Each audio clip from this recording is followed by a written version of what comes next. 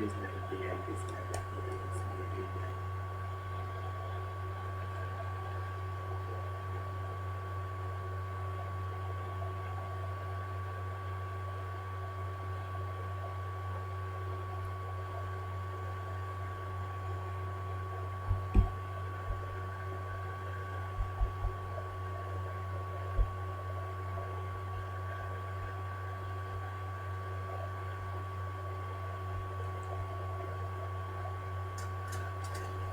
This is the story of a man named Stanley. Stanley worked for a company in a big building where he was employee number 427. Employee number 427's job was simple. He sat at his desk in room 427 and he pushed buttons on the keyboard. Sounds like a fun job. Orders came to him through a monitor on his desk, telling him what buttons to push, how long to push them, and in what order. This is what employee 427 did every day of every month of every year. And although others might have considered it soul-rending, Stanley relished every moment that the orders came in, as though he had been made exactly for this job. Stanley was happy. And then one day, something very peculiar happened. Something that would forever change Stanley. Something he would never quite forget. He had been at his desk for nearly an hour when he realized that not one single order had arrived on the monitor for him to follow. No one had showed up to give him instructions, call a meeting, or even say hi. Never in all his years at the company had this happened, this complete isolation. Something was very clearly wrong. Shocked, frozen solid, Stanley found himself unable to move for the longest time. But as he came to his wits and regained his senses, he got up from his desk and stepped out of his office.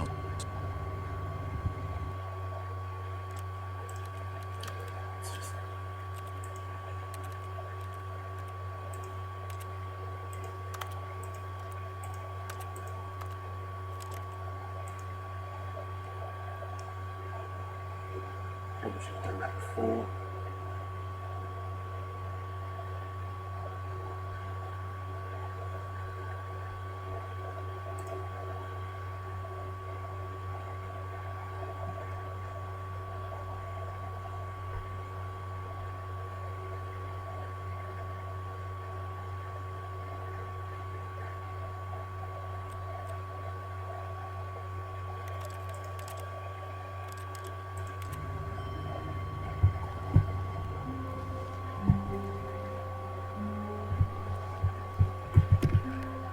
Gotta try to open all the doors.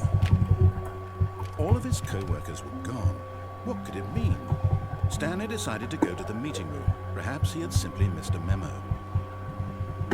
No matter how hard Stanley looked, he couldn't find a trace of his co-workers.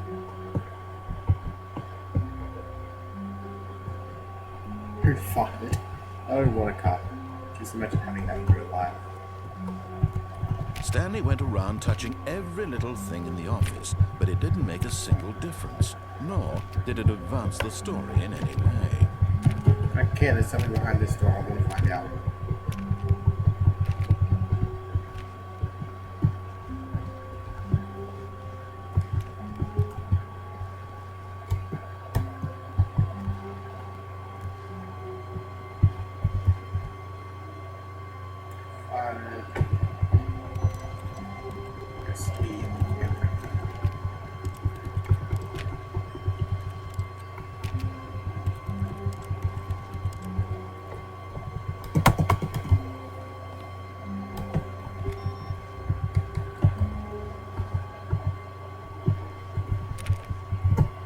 Stanley clicked on literally every single door in the office because he doesn't pick up well on cues from his environment.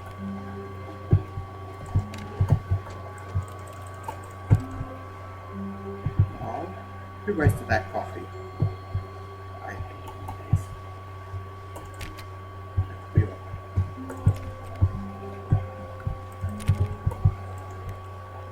When Stanley came to a set of 2 open doors, he entered the door on his left. But I don't like left. I had my left side cut off. I'm alright now, but I felt right. This was not the correct way to the meeting room, and Stanley knew it perfectly well. Perhaps he wanted to stop by the employee lounge first, just to admire it. Yes, truly a room worth admiring. It had really been worth the detour after all, just to spend a few moments here in this immaculate, beautifully constructed room. Stanley simply stood here, drinking it all in.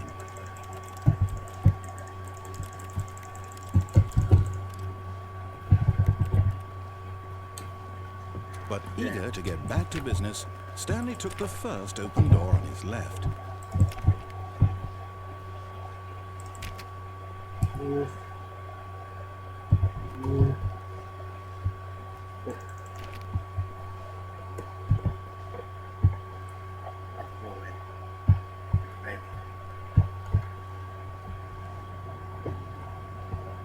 Stanley was so bad at following directions, it's incredible he wasn't 5 years ago. I'm very good at following directions. Shut up, voices in my head. Voice. Jump from the cargo lift.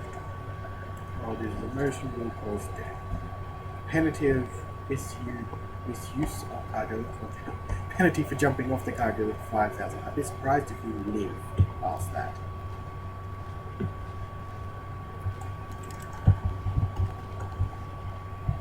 I'll get on the cargo lift. Look, Stanley, I think perhaps we've got... Geronimo! But in his eagerness to prove that he is in control of the story and no one gets to tell him what to do, Stanley leapt from the platform and plunged to his death. Good job, Stanley. Everyone thinks you are very powerful. Thank you.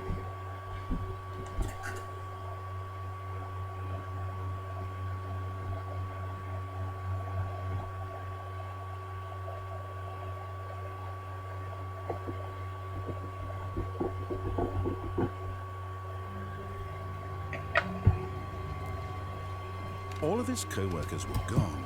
What could it mean? Stanley decided to go to the meeting room. Perhaps he had simply missed a memo. I'll actually go through the left door this time. When Stanley came to a set of 2 open doors, he entered the door on his left.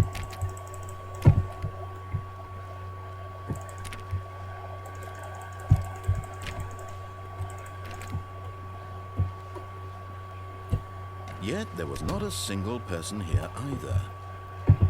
Feeling a wave of disbelief, Stanley decided to go up to his boss's office, hoping he might find an answer there. 4 or 5 minutes private time.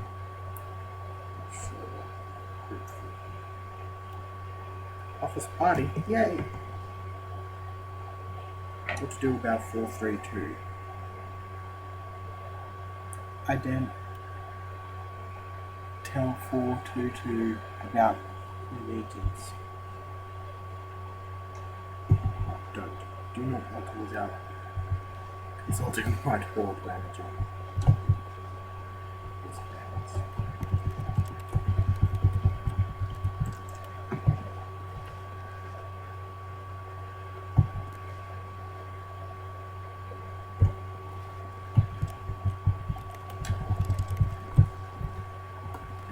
Anything up to take with me?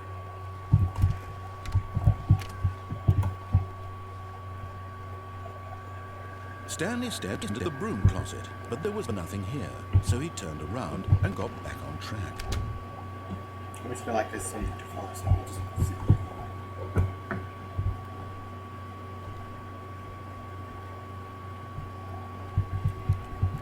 There was nothing here.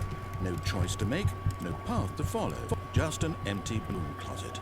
No reason to still be here. I'm gonna leave. God.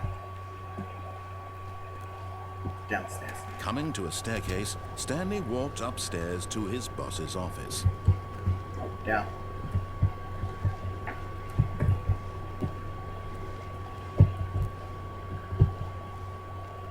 But Stanley just couldn't do it. He considered the possibility of facing his boss, admitting he had left his post during work hours. He might be fired for that.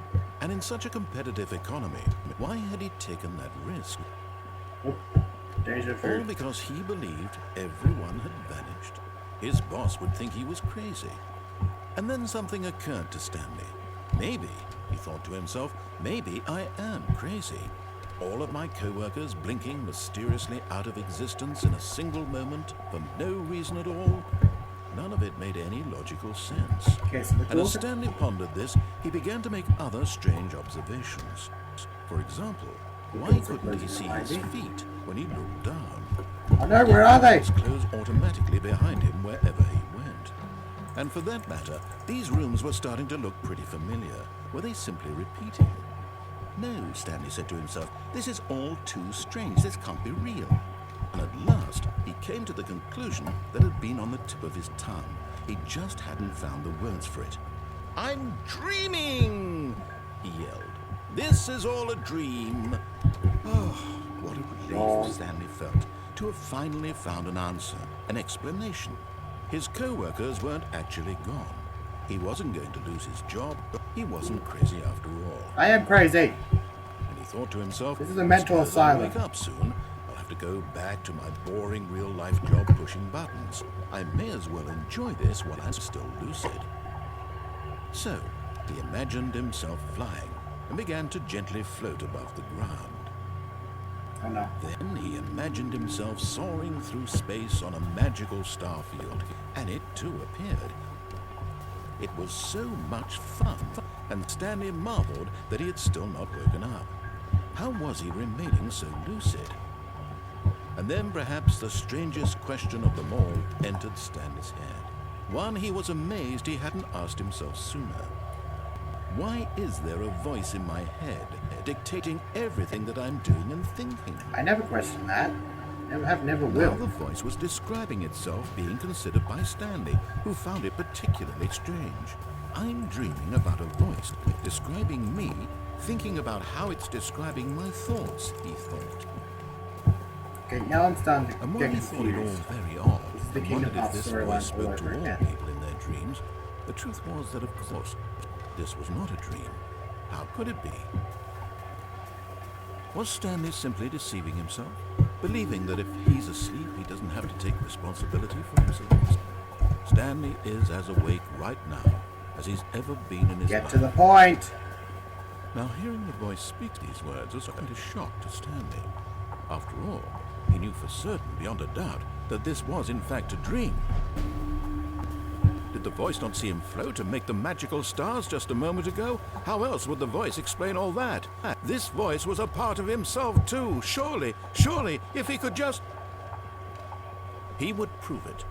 He would prove that he was in control, that this was a dream.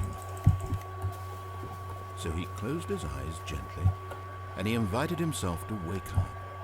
He felt the cool weight of the blanket on his skin, the press of the mattress on his back, the fresh air of a world outside this one. Let me wake up, he thought to himself. I'm through with this dream. I wish it to be over. Let me go back to my job. Let me continue pushing the buttons. Please, it's all I want. I want my apartment, and my wife, and my job. All I want is my life exactly the way it's always been. My life is normal. I am normal. Everything will be fine. I am okay. No, you're not.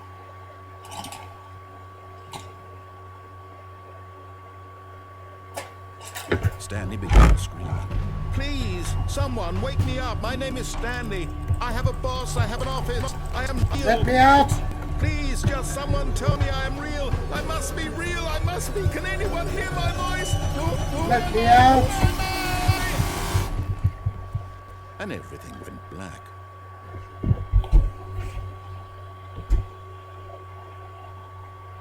This is the story of a woman named Mariella.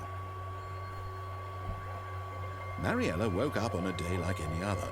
She arose, got dressed, gathered her belongings, and walked to her place of work. But on this particular day, her walk was interrupted by the body of a man who had stumbled through town talking and screaming to himself, and then collapsed dead on the sidewalk. And although she would soon turn to go call for an ambulance, for just a few brief moments she considered the strange man. He was obviously crazy, this much she knew. Everyone knows what crazy people look like. And in that moment, Really? she I don't. thought to herself how lucky she was to be normal. I am sane. I am in control of my mind. I know what is real and what isn't. It was comforting to think this, and in a certain way, seeing this man made her feel better. But then she remembered the meeting she had scheduled for that day. The very important people whose impressions of her would affect her career, and by extension, the rest of her life. She had no time for this, so it was only a moment that she stood there, staring down at the body. And then she turned and ran.